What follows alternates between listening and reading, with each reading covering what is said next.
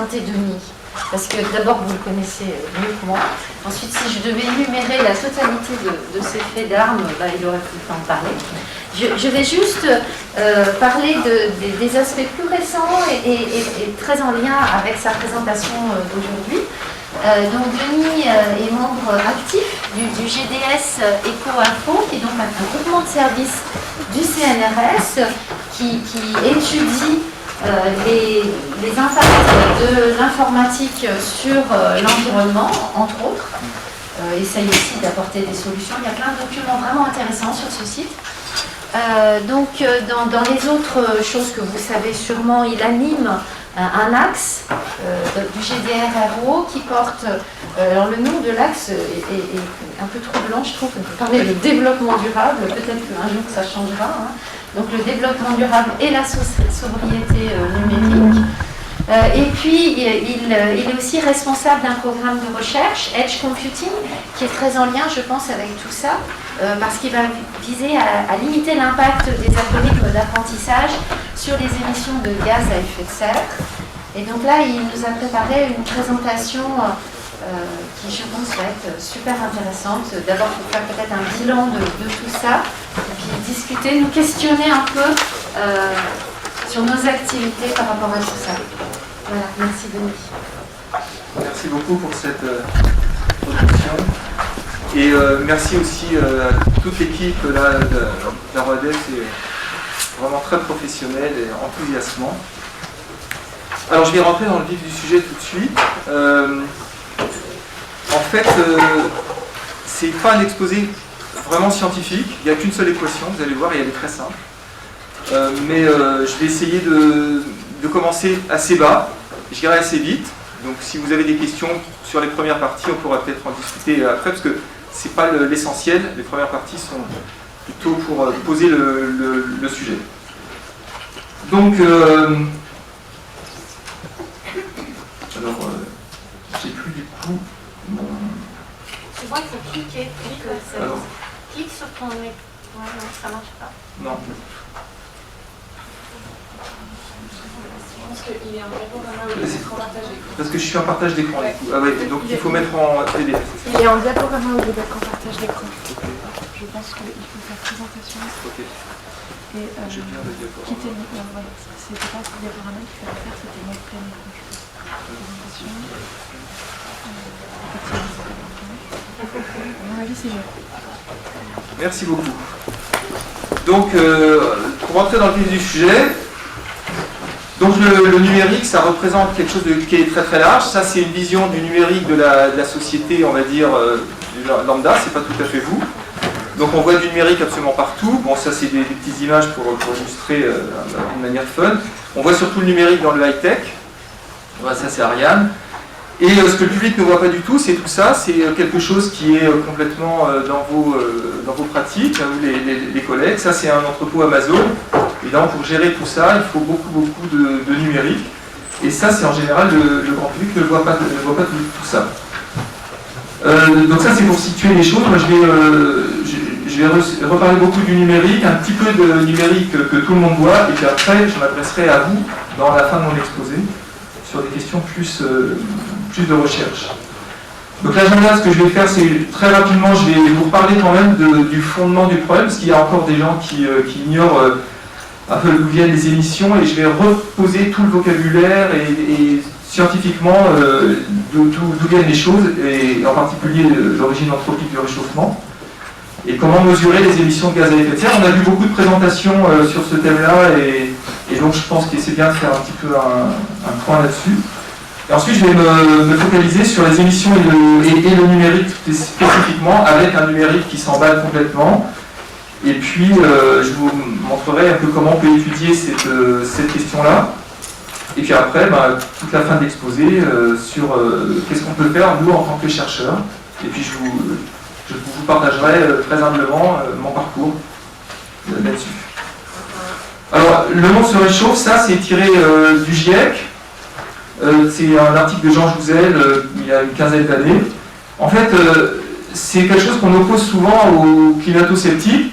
C'est-à-dire qu'évidemment, il y a des périodes de réchauffement qui existent depuis très longtemps. Et si l'échelle c'est 400 000 ans, c'est à peu près les hommes étaient là, etc.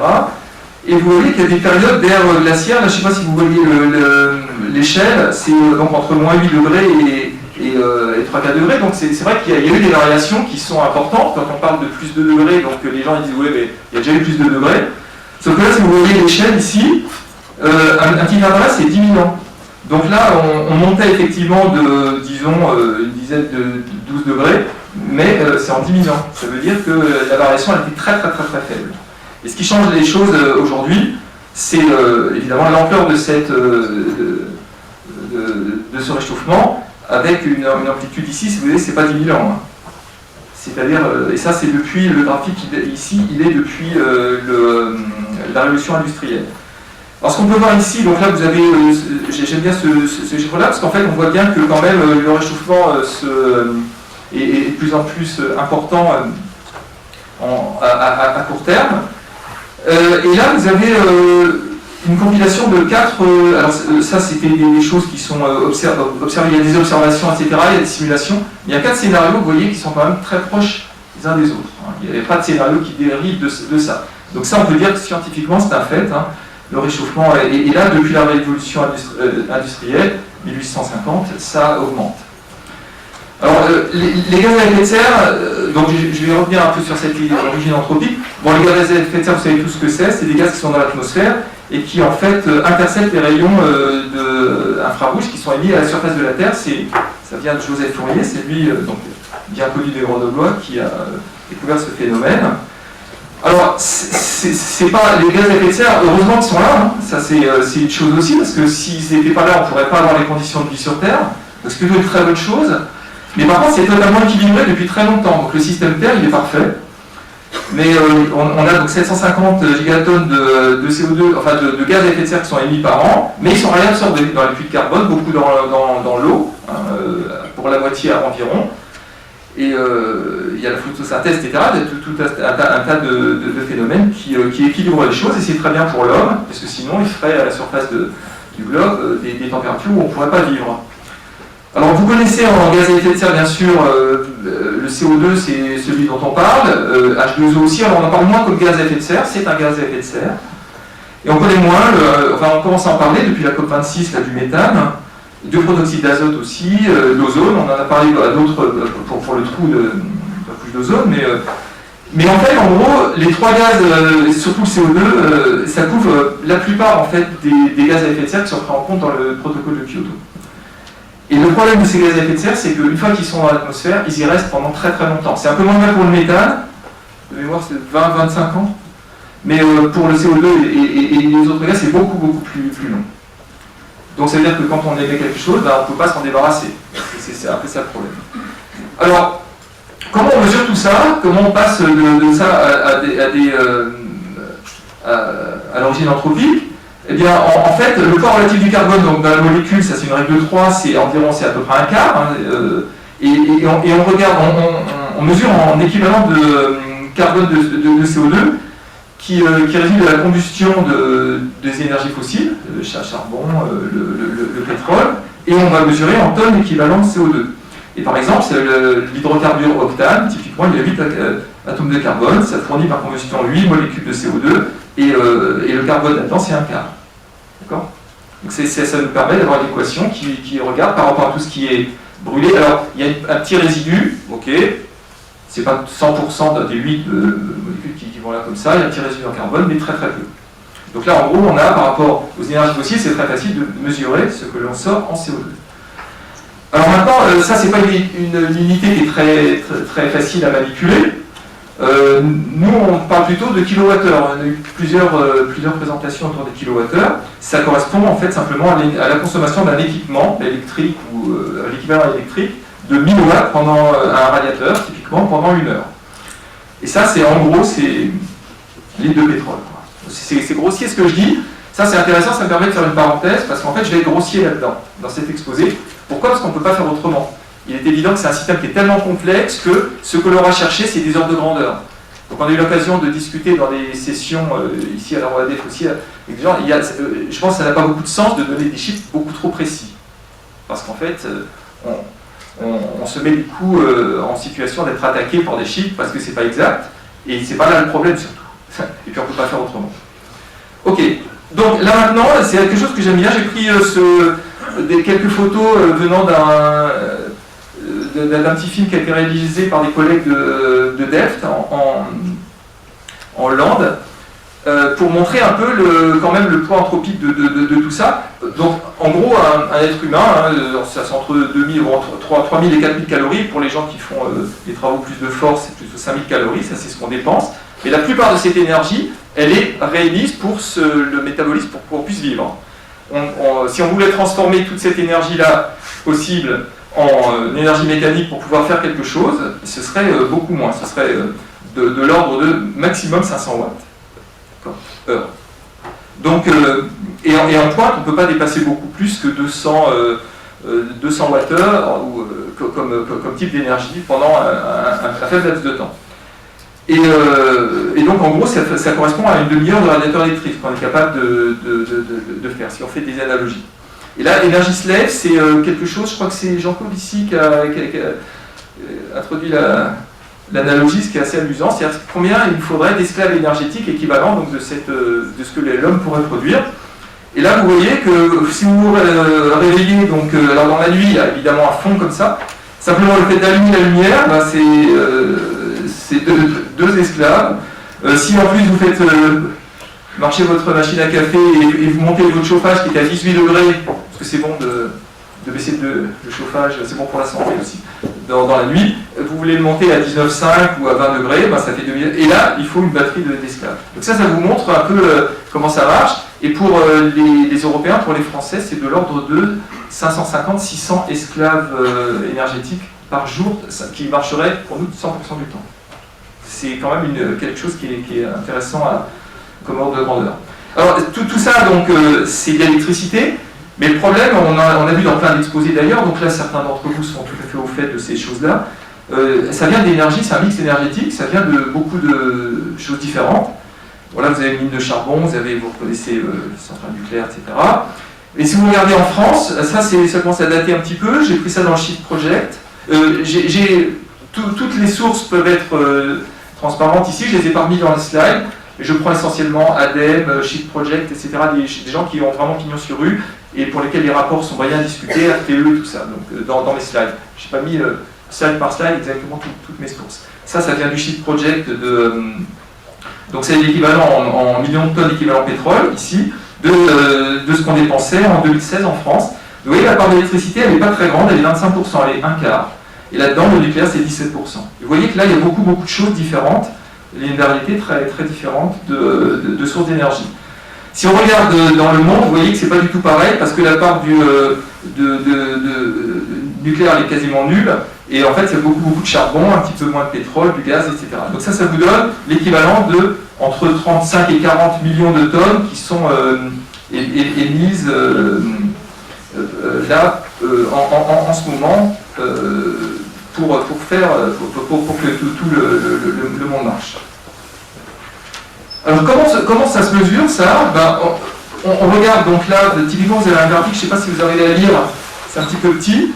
La France est ici en fait, et vous voyez que là, par exemple, c'est la part du nucléaire. Donc on regarde pays par pays à peu près quel est le mix énergétique. Ça on l'a, ça c'est grossier parce qu'en fait évidemment ça dépend si c'est la journée, si les renouvelables marchent quand il y a du soleil plutôt en été, le vent c'est plutôt le contraire, etc. en hiver.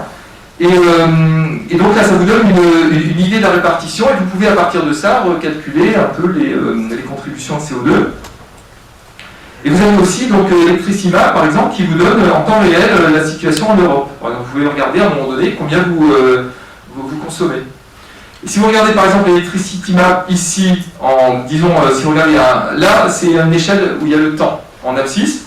Et si vous regardez ici ce qui se passe à un moment donné, vous avez donc une demande courante qui est ici, et vous pouvez tracer cette demande courante par rapport à toutes les énergies disponibles à un moment donné. Donc il y a ici du charbon qui est plus vertueux que d'autres, il y a des technologies différentes dans les usines différentes, etc. Et là vous pouvez le voir, on a vu des exposés comme ça, des gens qui essaient d'optimiser ça. Alors là, je vous ai donné un algorithme simple glouton complètement débile, enfin vraiment, mais vous pouvez le faire avec un programme linéaire en nombre entier, etc.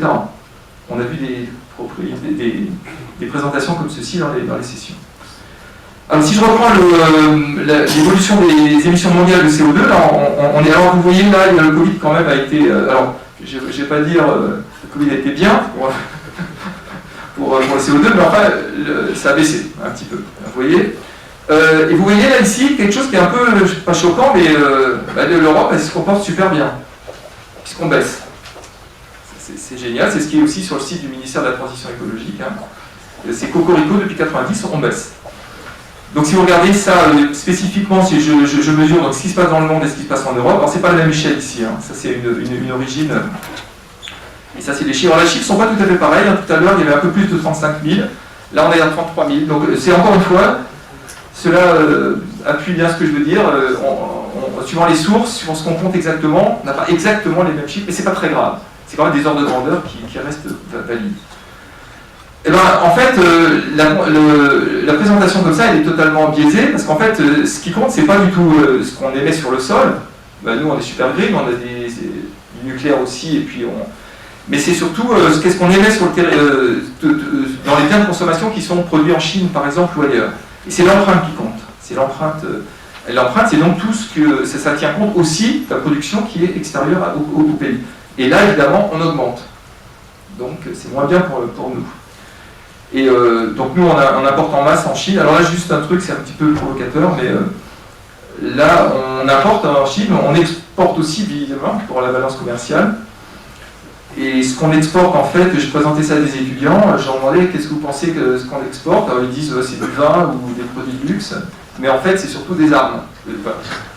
Juste une parenthèse. Je reviens à nos émissions de CO2. En France on peut même tracer exactement l'origine. Alors, je crois qu'il y a une soixantaine de cases, et vous voyez, je me déplace en voiture. Ça, c'est quelque chose qui est tiré du nouveau rapport du Shift, qui a été mis à jour avec des manières de calculer beaucoup plus précises. Et vous voyez, là, les grands secteurs, donc je me déplace, c'est encore la voiture quand même en France qui est très très coûteuse.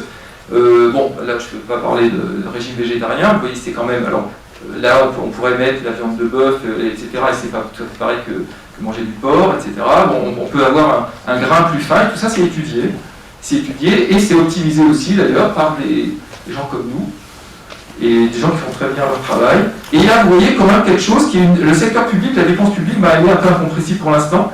Et elle sert, c'est les hôpitaux, les infrastructures, etc. Il faut bien les faire marcher. Et ça compte aussi dans notre bilan carbone. Donc en gros, ce qu'il faut retenir, c'est qu'on a une empreinte carbone de l'ordre de 10 tonnes par an, par personne en France, avec de fortes disparités selon les revenus, j'y reviendrai. Donc les accords de Paris, hein, c'est d'essayer, si on veut limiter le réchauffement climatique, c'est arriver à 2 tonnes en 2050, si on veut limiter le réchauffement. Bon, on est à 10 tonnes, ça veut dire qu'il faut gagner un facteur 5 d'ici 2050. Donc là, voilà, j'ai terminé cette brève, j'ai été très vite, hein, je m'excuse, mais ça vous donne quand même une idée un petit peu de comment ça marche, et qu'est-ce que c'est que les émissions, et où on en est. Mais le bilan qu'on peut dire, c'est clairement anthropique, hein. Vous voyez que là, je vous ai donné les activités, tout ce qu'on consomme, c'est quand même, ça vient de l'activité de l'homme, évidemment. Et puis ça engendre des effets qui sont catastrophiques, qui ne sont pas uniquement... Enfin, le réchauffement a des tas de conséquences qui sont quand même très, très difficiles pour l'humanité. Donc là, je passe à mon deuxième volet. Deuxième volet, c'est le code du numérique. Et je vais regarder un petit peu le code, c'est la face cachée du numérique, c'est-à-dire qu'on ne sait pas trop où il est et comment le caractériser finalement. Qu'est-ce que c'est que le numérique? Donc très vite, ce que c'est là-dessus, pour moi, le numérique, c'est l'ensemble de ça. J'ai pris ça sur l'ADN avec les consommations des ménages français. Donc, l'ordre d'importance, le numérique est le plus courant, c'est les écrans, au sens large. Hein. J'ai déjà 2 écrans là, pour la présentation. Ils sont vieux, mais j'ai 2 écrans. Les équipements terminaux, etc. Les box internet, beaucoup. Et puis les choses qui apparaissent, les objets mobiles. Et plein de choses aussi qui sont diluées. Les enceintes connectées. Là, je pourrais faire un petit sondage. Je fais ça avec mes étudiants, je ne me permettrai pas ici. Savoir combien il y en a qui ont des petits headphones sans fil, des petites enceintes connectées, etc. C'est du numérique aussi. Donc c'est tout ça. Et quand on regarde, ça vient encore du Shift. Ici, quand on regarde la distribution d'empreintes de carbone de ce numérique-là, ça c'est encore du grand public. Il y a la production, c'est environ 40%. et 60% d'utilisation avec beaucoup de terminaux, 40%, des réseaux et des centres de données. Les data centers, c'est pas tellement, parce qu'ils sont tellement optimisés, c'est vrai, ils sont très efficaces. Mais enfin, ils font quand même 14%, c'est pas rien. Bon, en gros, là, j'ai deux activités typiques là, qui montrent bien les grosses émissions de CO2. C'est la vidéo en ligne. Donc 80% du trafic des données sur Internet, c'est de la vidéo. Et bon, on pourrait avoir des solutions techniques, je veux dire, pour essayer de réduire ça, c'est sûr. Et puis la recherche Google, là j'ai pris ça sur des études récentes. Il y a environ 200 millions de requêtes par jour sur les data centers de Google uniquement, qui est quand même le principal provider. Et ils ont 500 000 serveurs, et ils comptent à peu près 5 grammes de CO2. Google annonce qu'ils vont passer à 0,2 grammes de CO2 par requête avec l'efficacité de leur data center. C'est super, on peut, réjouissez-vous, Google travaille pour nous. Et les requêtes, c'est 40 à 50% de ce qui se passe dans les 14% des data centers. Juste, c'était des chiffres pour l'instant, après on pourra l'utiliser pour des débats. Ensuite, je voudrais juste, parce que je travaille dans ma chaire justement avec deux industriels qui font des objets connectés, et donc les objets mobiles connectés, ce qu'on appelle le IoT, Internet of Things. Là, j'ai deux graphiques simplement qui montrent, ça doit être issu aussi du Shift, ça je crois. Ça c'est l'échelle ici de temps, donc on est en 2020, et pardon, ça c'est 2030, et 2021 est là.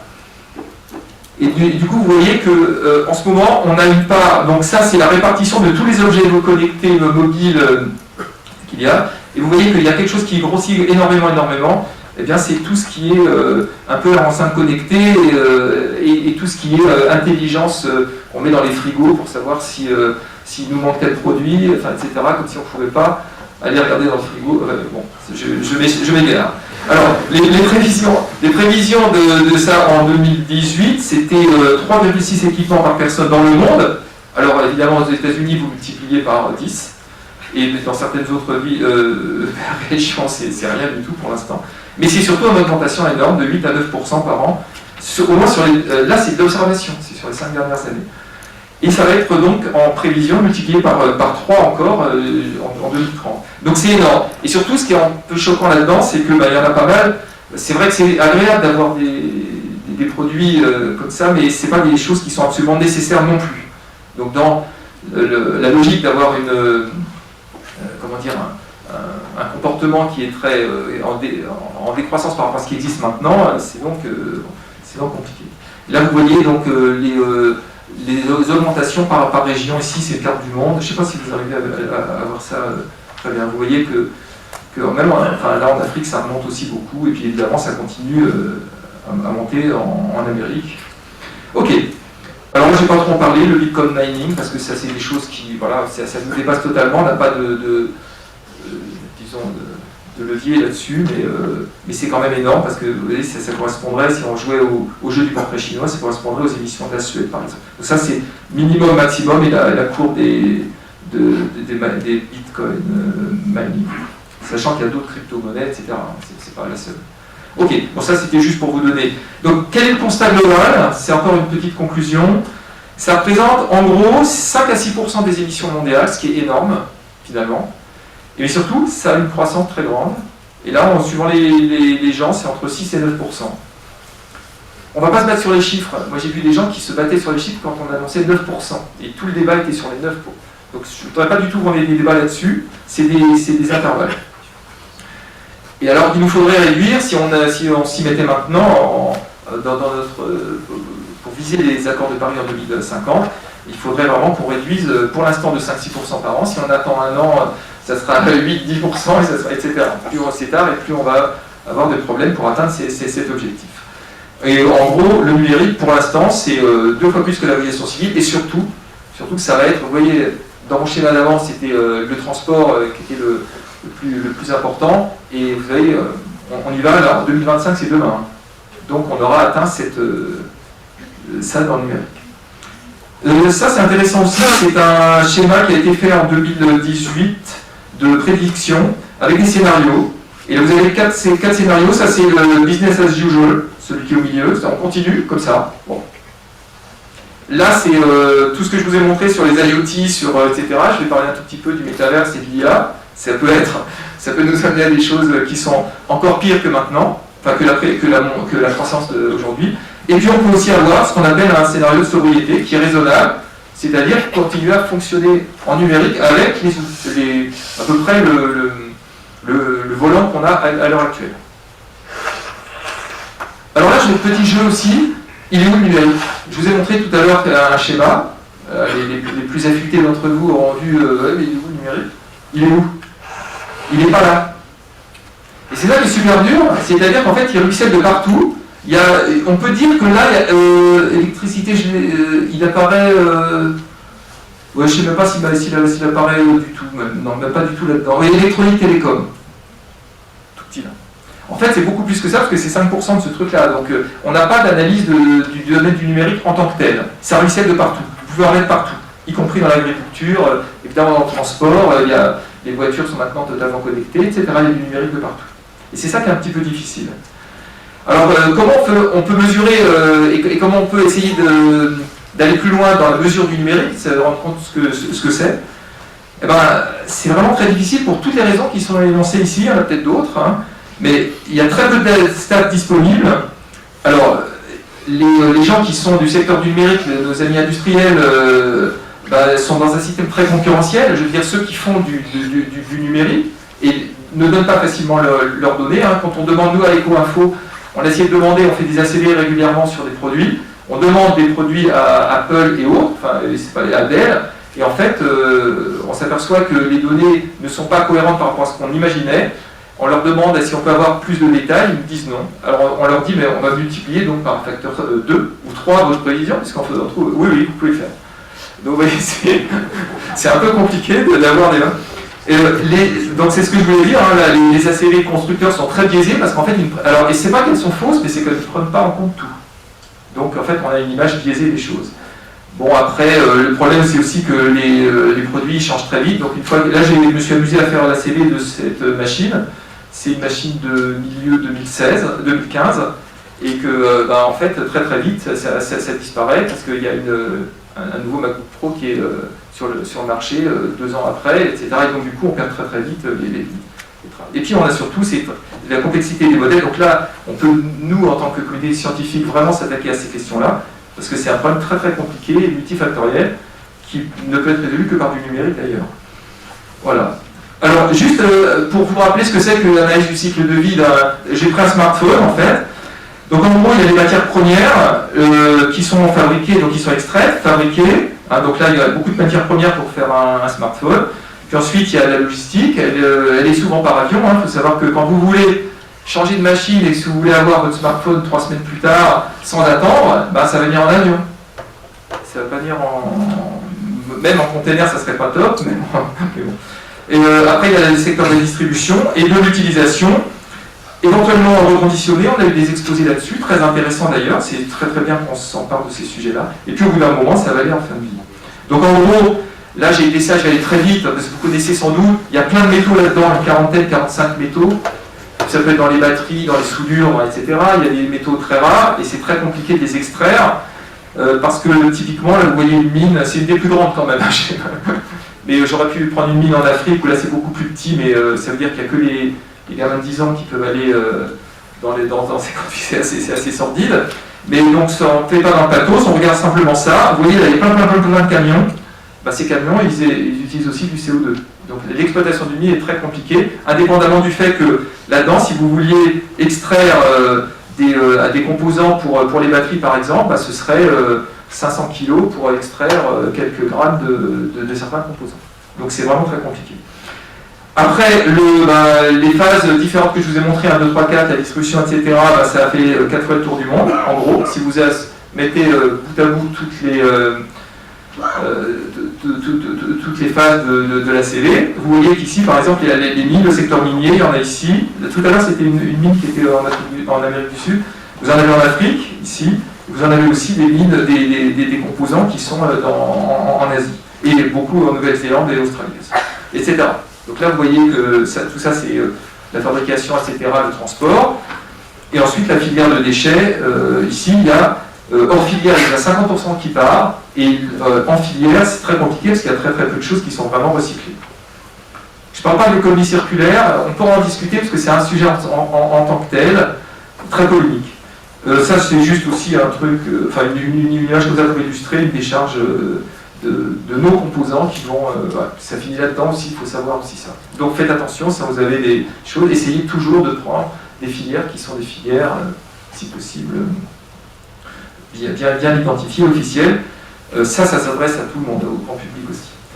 Donc la leçon tirée de ces analyses-là, c'est que l'usage n'est pas prépondérant. Si vous prenez, là il y a un MOOC que je vous conseille, qui vient d'être mis sur Fun, c'est Inria Class Code, sur les impacts du numérique, qui a été fait à Grenoble avec des gens de Lyon, des gens comme Laurent Lefebvre. Et vous avez là-dedans, par exemple, typiquement pour l'Apple 12, c'est un smartphone, vous avez 83% qui part en production sur une durée de vie moyenne d'un équipement comme ça. Et vous voyez, l'utilisation, c'est pas tant que ça en fait. Alors, ça ne vous affranchit pas de faire l'utilisation au maximum, mais il faut savoir que donc du coup, là-dedans, ce qu'on peut tirer comme enseignement, c'est garder vos équipements le plus longtemps possible. Ok, alors, j'ai parlé de quelque chose qui est très intéressant aussi, parce que c'est dur à modéliser. Je ne sais pas s'il y a des gens qui peuvent s'y attaquer, mais c'est vraiment... il y a des équipes qui travaillent là-dessus, équipes de recherche. C'est l'effet rebond. C'est quoi l'effet rebond? C'est en gros, vous avez une technologie qui s'améliore, l'utilisation de cette technologie s'en trouve augmentée, parce que ça va être mieux, plus diffusé, et ceci annule, au moins en partie, des bénéfices qu'on avait sur l'environnement de l'amélioration de la technologie. D'une génération à l'autre de smartphone, vous avez une amélioration. Simplement des émissions de CO2, en gros, de l'utilisation. Et là, vous avez des effets induits, des effets indirects, qui sont aussi... les effets induits sont les effets qui ne sont pas directement obtenus par la technologie elle-même, mais par l'utilisation, le changement d'une technologie, typiquement, et les effets indirects. Typiquement, les effets indirects, quand vous faites beaucoup d'économies, par exemple, parce que vous roulez en vélo, donc vous allez économiser sur le carburant, surtout que là le prix monte beaucoup. Vous allez réutiliser cet argent-là typiquement pour faire un voyage. Ça, ce sera un effet induit si vous prenez l'avion. D'accord? Induit parce que vous faites des économies, vous avez le pouvoir d'achat de pouvoir faire autre chose ou de consommer. C'est donc très très difficile, ça dépend de chacun à modéliser évidemment. Alors un exemple d'effet rebond, c'est Blablacar, qui était une super bonne idée au départ de pouvoir mutualiser du transport entre des gens des voitures qui roulaient quasiment à vide avec un seul conducteur, mais en pratique ça a engendré une augmentation de trafic très nette. Alors ça j'aime bien ça, c'est l'exemple du départ de l'effet rebond, c'est Givens qui a montré en 1850 l'effet. Donc vous voyez que là, en vert, vous avez la courbe d'amélioration de la technologie d'extraction du charbon, ici. D'accord? Et vous avez, en même temps, il s'est dit, oh là, ça augmente. Et il a appelé ça paradoxe, parce qu'il comprenait, c'était un paradoxe du fait d'avoir une augmentation globale alors que la technologie se baissait. Alors vous voyez, ça ne date pas d'hier, c'est une étude qui a été faite jusqu'en 1860. Ok, tout dernier, avant de passer donc à des choses plus sur la communauté et plus recherche, l'équation de Kaya. Alors c'est quelque chose, je l'ai dit, pour Jacques, là, il y a une équation dans mon talk, Jacques. C'est une équation qui vous donne les émissions de CO2, et elle est très simple, hein. Elle essaye de regarder, c'est ça qui est bien dans cette équation, c'est quels sont les facteurs en fait qui vont amener les émissions de CO2.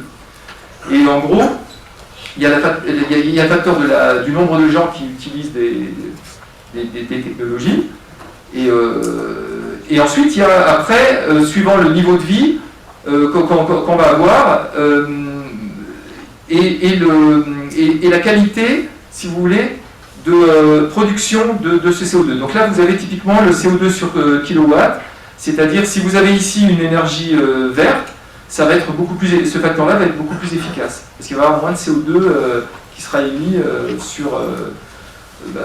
grâce à des énergies typiquement renouvelables.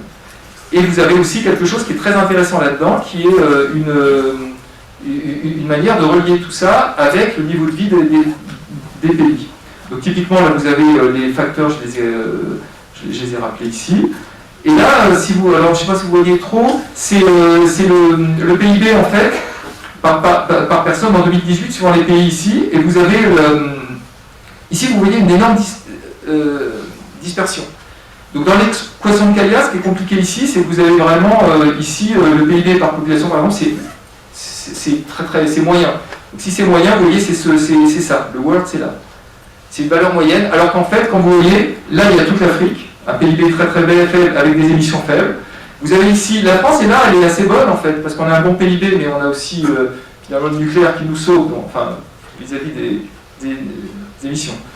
Et là vous avez après, bon, les mauvais élèves, enfin le Qatar, le Koweït, etc., l'Arabie Saoudite, qui sont des très très gros consommateurs par tête de pipe, et puis eux ils s'en foutent, enfin ils utilisent l'énergie qu'ils ont, qui est du pétrole sur place, Canada, etc.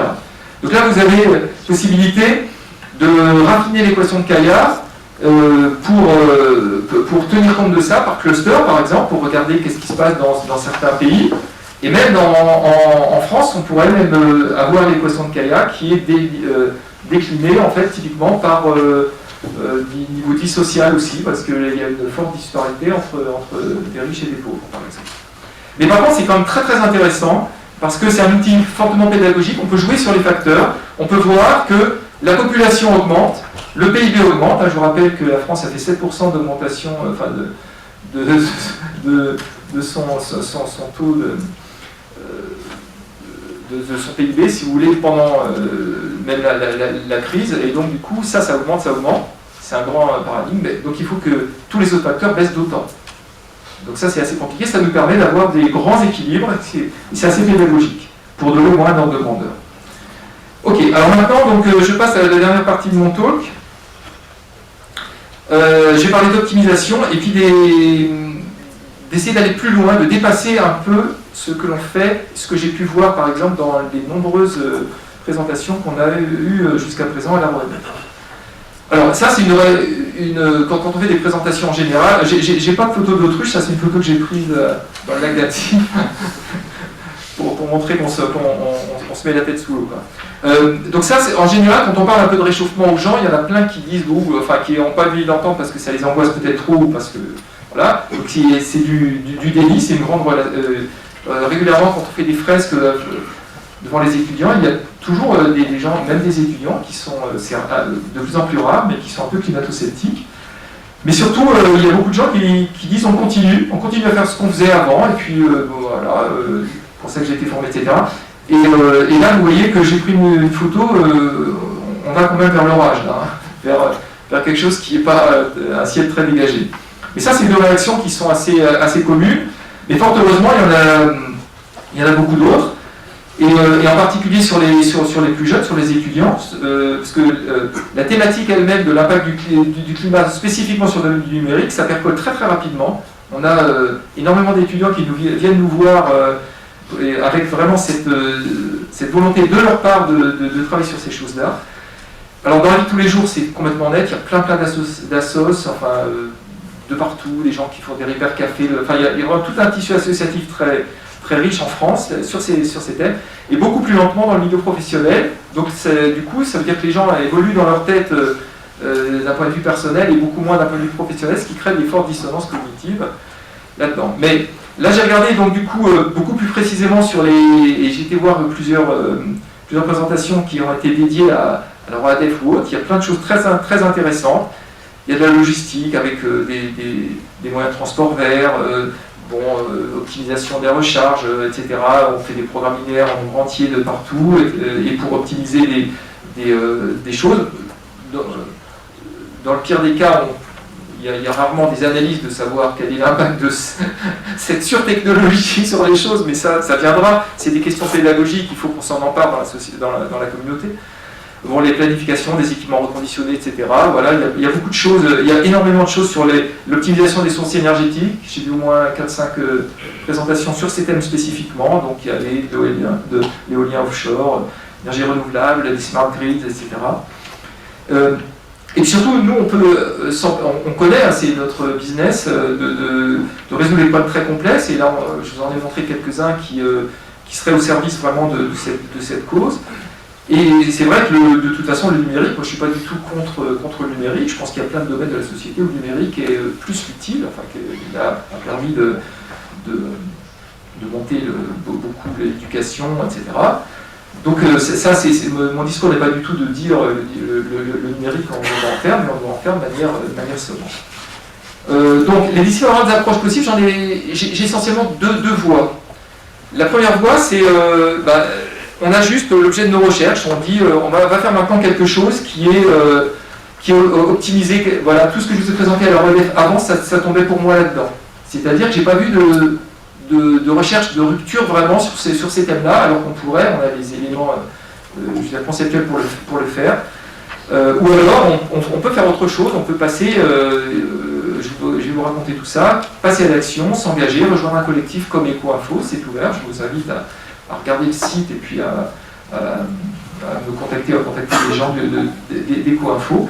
Mais là on est très très loin du compte, et là je vais, pour l'instant, et j'ai peur que le point 1, c'est optimiser, etc., ça ne sert pas à grand chose, ça sert juste à décaler un tout petit peu le mur au mieux. Bon, pourquoi? Parce que ce secteur du numérique a énormément d'externalités négatives. Alors, il y en a qui sont avérées complètement, il y en a d'autres potentiels. Alors ça, c'est aussi un gros sujet de débat. Les gens qui n'ont pas envie d'entendre ça, ils vous disent « Ouais, mais ça, tu n'entends, c'est rien, c'est l'imaginaire. » Bon, on ne peut rien dire là-dessus, on s'appuie quand même sur une trajectoire. Et cette trajectoire peut mener des choses potentiellement très, très mauvaises. En tout cas, ce qui est clair, c'est qu'il y a un taux de croissance des émissions là, qui est avéré et qui est vraiment important. Alors, les situations inquiétantes, je ne vais pas revenir là-dessus, j'ai pris quelques thèmes. Bon, le métaverse, on en a parlé avec certains d'entre vous, c'est pas venu de moi, donc c'est un sujet qui existe.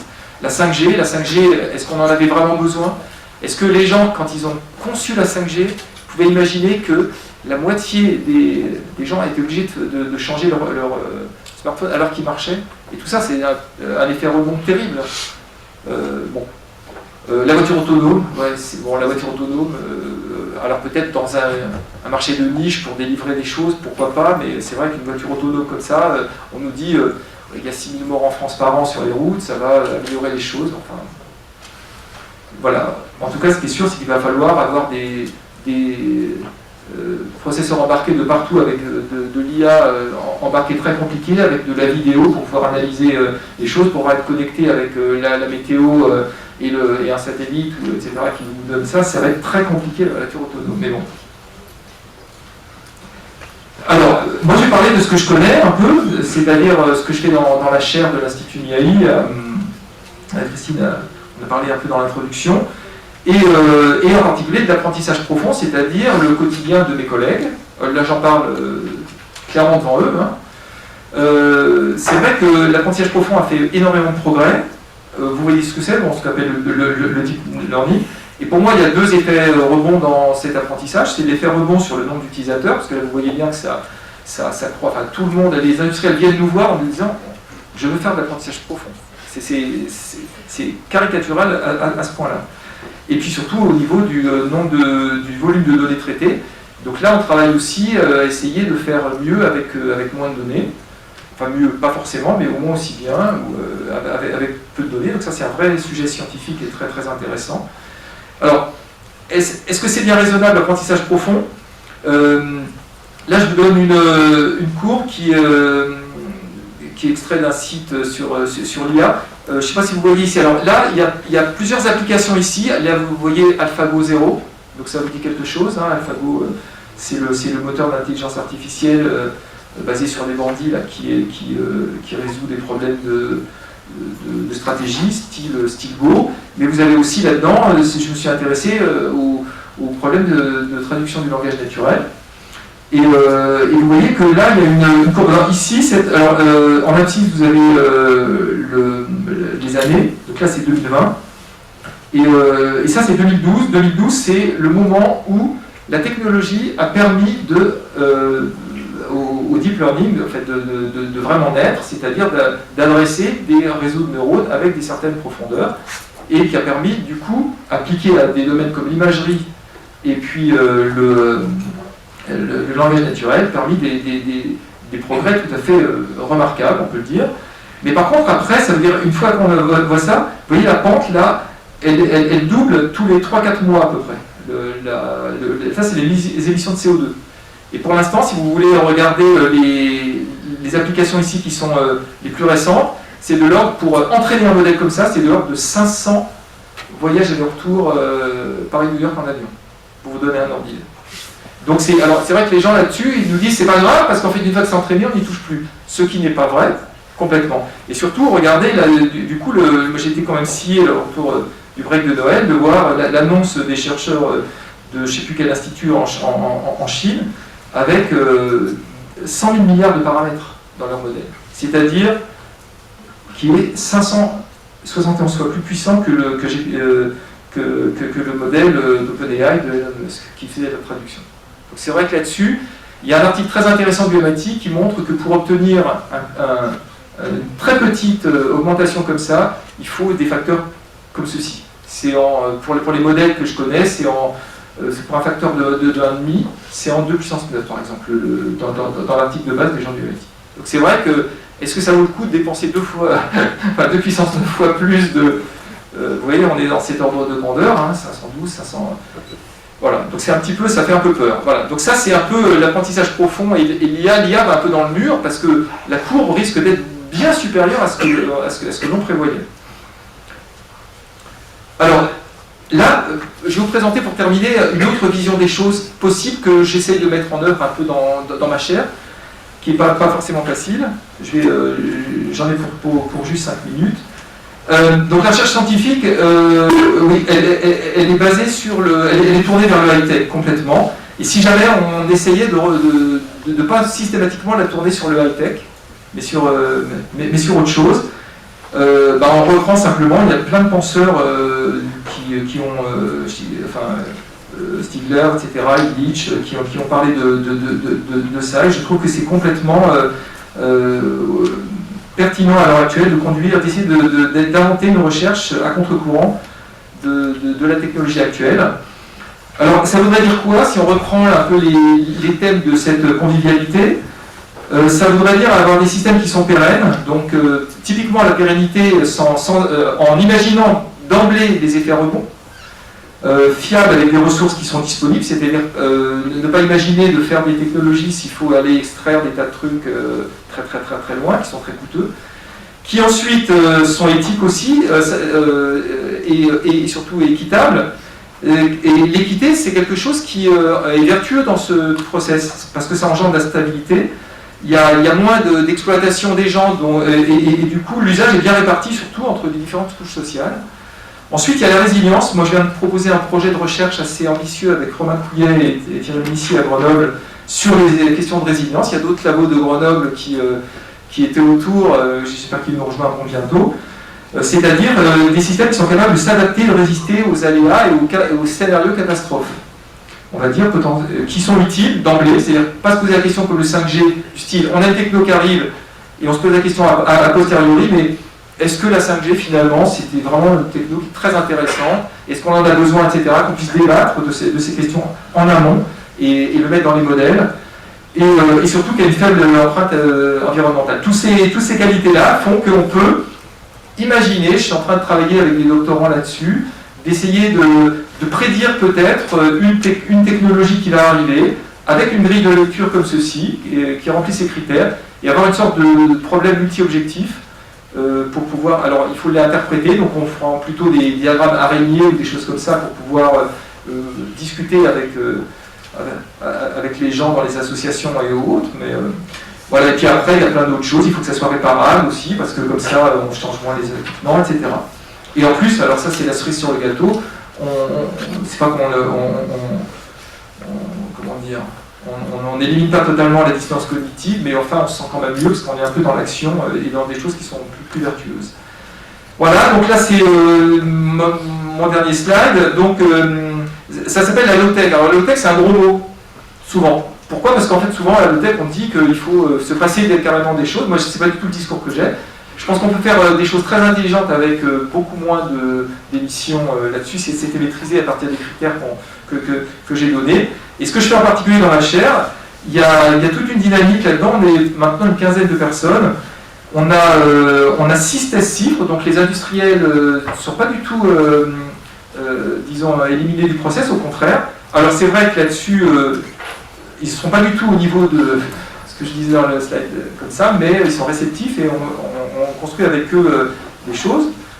Il y a beaucoup d'étudiants très motivés, donc ça c'est l'aspect aussi très très positif, et puis avec beaucoup d'interactions avec les associations et dans la société civile. Par contre, avec les tutelles, le discours est très très compliqué. Pour ce projet, moi, je me suis fait allumer par chez le conseil scientifique parce que ça engendre beaucoup de stress de collègues, et les collègues ne sont pas tous capables d'envisager, disons, ce tournant qui est un peu ce qu'on appelle la transition écologique, qui va être nécessaire. Mais par contre, on est directement en contact avec les gens du ministère, et pas que le ministère de la transition écologique, mais aussi le ministère de Finances, etc. Il y a eu le rapport Sénat, donc les choses bougent peu à peu, on va y arriver, je pense. C'est un message d'optimisme à la fin.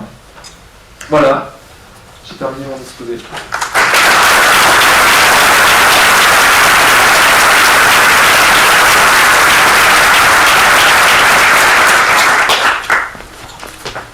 Merci Denis. On va essayer de trouver un deuxième micro pour... si vous avez des questions, je vous apporte le micro.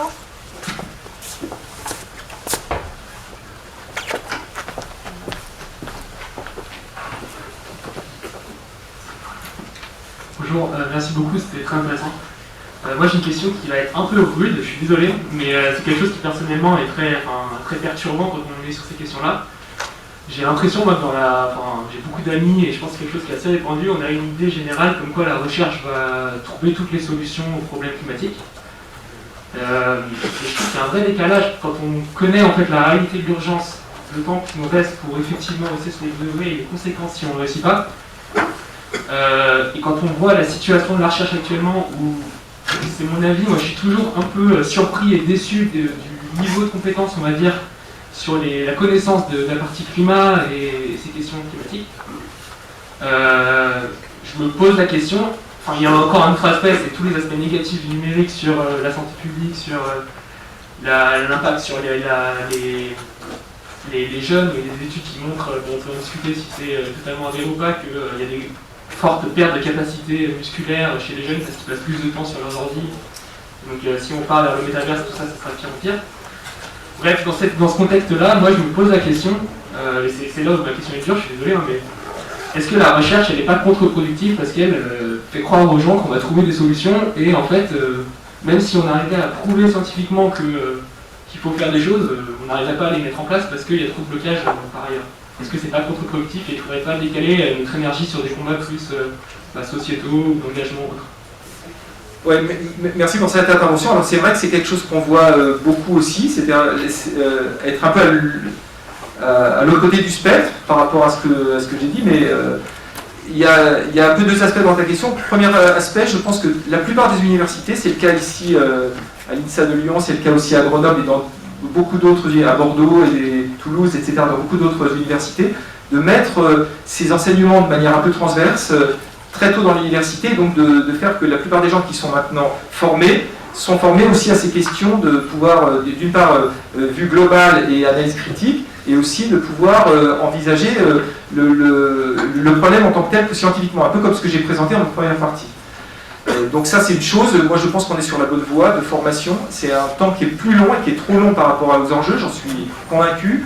Maintenant, moi je suis plutôt sur une position un peu, pas médiane, parce que je suis quand même, j'essaye vraiment de, je suis pas ce qu'on appelle décroissant, mais j'aime pas beaucoup le terme là-dessus, mais d'essayer vraiment de faire une recherche qui a du sens et qui s'ajuste bien, en essayant de montrer les dérives par rapport à, je suis tout à fait d'accord avec le métaverse, avec beaucoup d'autres, c'est des exemples que j'ai choisis. Maintenant, quelle est la solution si on veut vraiment être dans l'action? Être dans l'action, ça veut dire aussi pouvoir agir, et moi j'essaye de ne pas être dans la tour d'ivoire en disant il n'y a plus rien à faire, c'est trop dur, on n'y arrivera pas, mais plutôt d'essayer d'agir dans la vie. Et je trouve que ça donne beaucoup d'optimisme parce qu'il y a beaucoup de gens qui peuvent se mobiliser. Donc moi c'est comme ça que je l'ai résolu personnellement. Je suis assez d'accord avec de toute façon les constats, il y a une urgence aussi, c'est vrai. Maintenant que la recherche ne soit... c'est forcément l'analyse critique et l'analyse scientifique et forcément, je pense, une partie quand même du débat. Je pense qu'on peut... Ne jetons pas tout... Bonjour, merci pour votre présentation. Moi, c'était plus un éclaircissement. J'étais surpris quand vous aviez dit que Blablacar entraînait une augmentation du trafic. Et vous avez sans doute raison, mais j'aimerais bien un petit éclaircissement sur ce point pour pouvoir comprendre votre remarque. En fait, simplement, donc c'est pas que cette idée ne vient pas de moi, c'est des études qui ont été faites, y compris par d'ailleurs le PDG de Blablacar, qui, en fait, simplement, le nombre de gens qui prennent, c'est des études de sondage, qui prennent maintenant la voiture et qui ne la prenaient pas avant, est en forte augmentation. Ça a démocratisé l'utilisation de la voiture à des gens qui n'avaient pas de voiture en France. Mais tout à, non mais là-dessus, moi je parle de l'effet rebond. On est d'accord, il y a deux effets. Je reformule ce que vous dites. Oui. Oui, c'est vrai qu'il y a, c'est ça qui est un peu compliqué, c'est qu'il peut y avoir là-dessus, dans ces effets induits et du bon, parce que c'est vrai qu'il y a des gens, et puis ça a permis aussi de pallier les problèmes du dernier kilomètre, enfin des derniers kilomètres, par des dessertes de SNCF qui ne sont pas, qui sont abandonnées de plus en plus. Donc je ne dis pas du tout, là je voulais juste simplement illustrer par Blablacar le fait qu'il y avait plus de gens, donc on a augmenté le nombre de gens qui utilisaient, enfin, on a augmenté le nombre de voitures, donc on a augmenté le CO2. Je ne dis pas que c'est bien, c'est mal, mais en tout cas c'est ça la question. C'est pour ça que j'ai pris l'exemple. Moi je trouve que c'était une super idée, hein, Blablacar. C'est une très bonne idée. Je rejoins évidemment les remerciements, les félicitations. En plus, je pense qu'il faut de l'enthousiasme, donc merci d'en avoir, parce que c'est ce qui nous aidera aussi à évoluer et à proposer de belles solutions. Moi, je suis dans un laboratoire d'économie-gestion, donc je suis un petit peu différent de la communauté, donc si j'applique la recherche opérationnelle dans des recherches, et les économistes utilisent essentiellement le facteur prix, le facteur taxe dans leurs approches. Et finalement, j'ai l'impression que nous, on ne l'utilise pas beaucoup. Donc, je ne dis pas que c'est la solution, mais est-ce qu'il n'y a pas, sans reprendre uniquement des approches de l'économie, est-ce qu'il n'y a pas un ensemble d'approches qui nous permettrait d'être beaucoup plus efficaces en fait, dans la proposition de nos modèles, que ce soit l'économie, que ce soit la socio ou d'autres approches? Donc, oui, remarque très pertinente évidemment, c'est-à-dire qu'on ne pourra pas s'en tirer uniquement par des questions scientifiques, et le fait de travailler, là je parlais de collègue grenoblois, donc Thierry Millissier est un philosophe de l'innovation, et le fait de travailler avec les sociologues et les économistes, qui sont, Jean-Philippe Nicolaï qui est aussi à EcoInfo ou la Bougescope, etc. Et c'est vrai que ces questions sont absolument essentielles pour pouvoir appréhender l'ensemble des choses. Vous avez des techniques qui sont tout à fait intéressantes pour l'incitation et du coup essayer de réguler par le haut, par le bas. Donc il y a plein de choses qui sont très très intéressantes et où on doit travailler de manière commune. Donc rejoignez EcoInfo. On a peu d'économistes, on est surtout beaucoup d'informaticiens et mathématiciens. Et donc c'est tout à fait vrai. Il faut, je pense qu'il y a ces problèmes-là se décloisonnent, et ça pose des problèmes justement des jeunes qui veulent se mettre à une recherche, à changer un peu leur recherche. C'est-à-dire qu'on est quand même donc en gestion, c'est session 6 non, au CNU. Donc le CNU session 6 en plus ils sont un peu disons en régie. Oui, disons que et nous c'est pareil, les informaticiens, on est en session 27, 26, etc. avec des propres règles, et du coup c'est très très difficile d'aller voir un petit peu à côté. Mais de plus en plus, les instituts du CNRS, par exemple, dans l'évaluation des chercheurs, prennent en compte des trajectoires de changement, des trajectoires plus larges, et donc on est capable, c'est marqué dans certains instituts, en l'occurrence l'INSB, biologie, a sorti récemment des recommandations de tenir compte de ça, de ces changements et de ces ouvertures dans la promotion des gens, typiquement. Donc on y va lentement, c'est clair, parce que les tutelles, parce que c'est lourd, mais il y a quand même beaucoup de gens qui s'engagent à tous les niveaux. En tout cas, c'est absolument nécessaire, c'est fondamental pour travailler ensemble. Fondamental. Moi j'aurais juste du coup une remarque. J'ai eu l'occasion d'être relecteur pour un des chapitres du GIEC sur la partie mitigating climate change. Et en fait la communauté héros n'est pas du tout représentée sur ces instances-là. C'est un peu la paix. Je pense qu'on a beaucoup de choses à faire et on n'est pas du tout prêt. C'est tout à fait vrai, mais les rédacteurs du GIEC, ils sont déjà 290, ou je sais pas. Je parle pas uniquement des relecteurs, c'était 1 millier de relecteurs, donc. Mais c'est vrai. Donc ça veut dire qu'il faut que des gens qui sont peut-être un petit peu plus avancés dans le chemin portent les débats au ministère, etc., pour rentrer dans ces choses-là, parce que le GIEC, c'est quand même un groupe officiel de... normalement, enfin... donc, je veux dire, la nomination des gens du GIEC, je ne sais pas comment ça se passe, mais effectivement, ce serait important d'avoir des gens comme nous. Non, Alors, il y a plein d'autres questions, c'est super. Mais là, l'heure est arrivée. Donc, ce que je vous propose, c'est de nous rejoindre. Il va y avoir une table ronde sur le sujet en fin de matinée.